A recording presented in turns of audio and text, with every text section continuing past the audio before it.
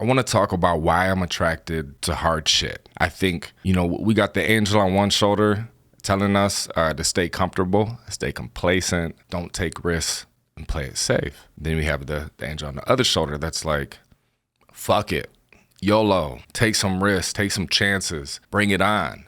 Well, in my life in particular, anything good that's basically ever happened has stemmed from doing hard shit. So when the market is extremely saturated and there's so many other people out there trying to do the same shit that you're doing, but you feel like internally they're not built like me. They don't got it. They don't want it like I want it. That's why I like the fact that this shit is hard. And if it was really easy to make it and easy to be successful, I wouldn't be attracted to it as much, because it's like any given day, like someone could decide to pursue the same path that I'm on and then say, oh, they could just do it too. They could do it. They could do it. They could do it. They could do it. It's so easy. And it's not worth appreciating, right? It feels good to try to do something that you've never done and you're very uncomfortable and it's very hard, but then you learn things along the way. And when you finally are able to even question it, like during the process, like, I don't know if I should have even did this. This kind of seems idiotic. I don't see the light in the tunnel. And the next thing you know, it's like you figure out one thing, and then one thing, and then boom, you solve the problem.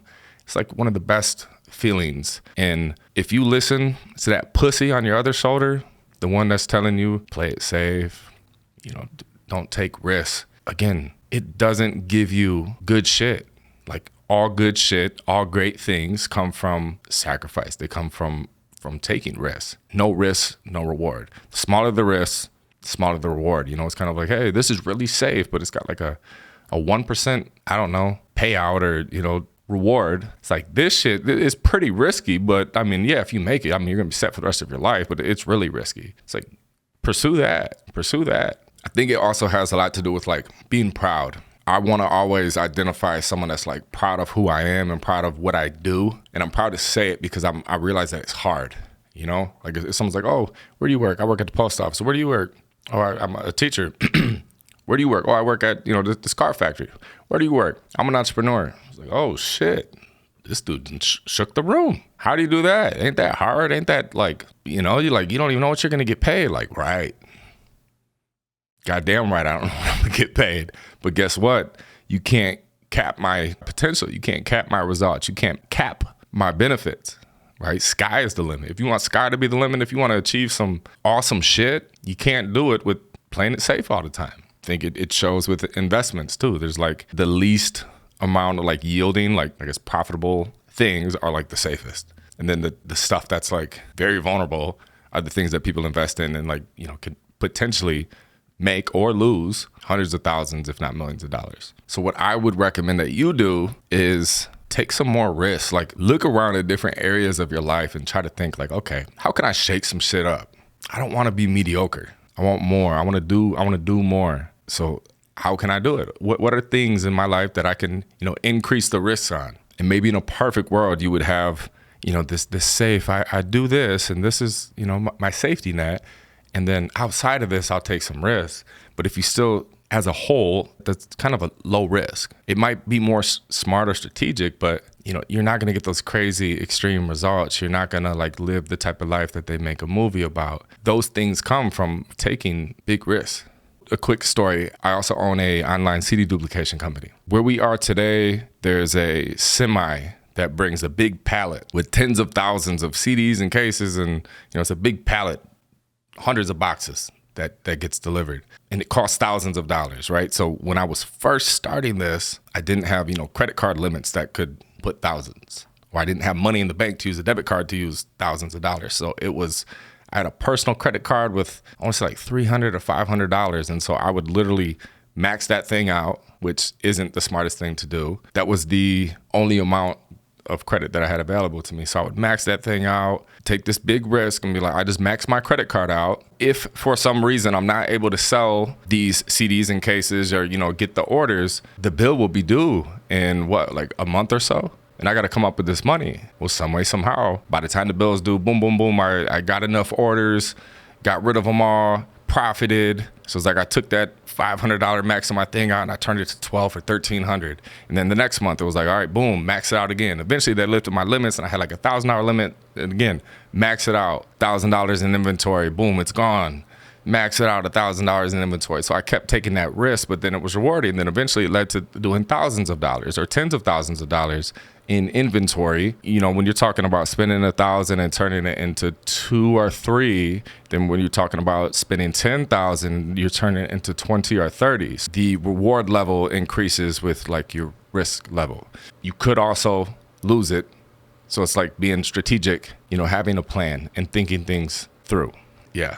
Right now, if you're lacking some fulfillment in your life, maybe you're not pushing yourself enough. It's very interesting to see what you're capable of when you put yourself in some situations. There's been times where I failed, right? But then that also helped build character to me. And it also helped me appreciate the good times more because I felt the bad times, you know? So I've took risks and lost and felt it. I've took risks and won and enjoyed it, you know? So it's like I'm always rolling the dice, but it aligns with my vision for the future of my life. I just want you to realize, hopefully, that if you want this great big vision life, but you're playing it safe every single day, you'll never get that life by playing it safe and not taking risks. Think about how many stars you've heard of that like were sleeping in their car. Like it was this or nothing. That's why I don't have a plan B. Whatever your plan B is, that's what's gonna happen. If you have a plan B, C, D, plan A will never happen. For me, it was always, I'm gonna do this. And when, you know, people want, your parents specifically want you to not be a loser, not mess up, not, you know, make dumb decisions. So they're like, well, what if it doesn't work? What else would you, nothing. This is it. Trust me. You know, it's not even if. I was gonna say, if I can't fail. And that's what you have to tell yourself to keep going, right? Do the hard shit. It builds character. It proves to yourself that they're not like you because they're not strong. They take the easy route. You do the hard shit. People don't like waking up early, so you wake up early. People don't like dieting or meal prepping, so you diet, meal prep. If that aligns with what you want out of life, you know? It's hard talking on camera. I'm afraid to talk on camera. How do you do it? You don't think I deal with those fears and insecurities? I'm just not a pussy like you, you know? And I think you gotta bridge the gap between you and them and just know that they're not like you. And that's what it is. I always want to encourage and uplift people, but at the end of the day, with certain people, if they constantly make excuses and stuff, and then they wanna know how come they can't do it too, or how do you do it, or is it some miracle thing? It's just like, no, it's just pure discipline, being built different, wanting it more. I remember I filmed this like a commercial motivational thing back in the day, and I was saying that like 99 are pursuing a career or having success in the music industry, you have like a 99% chance of failing. And I said, I'm happy with that. I would prefer that. Why? Because I actually want it as bad as I say that I want it. And this is proof. I mean, here we are like 19 years later and I'm still doing this shit. Fucking knock on wood.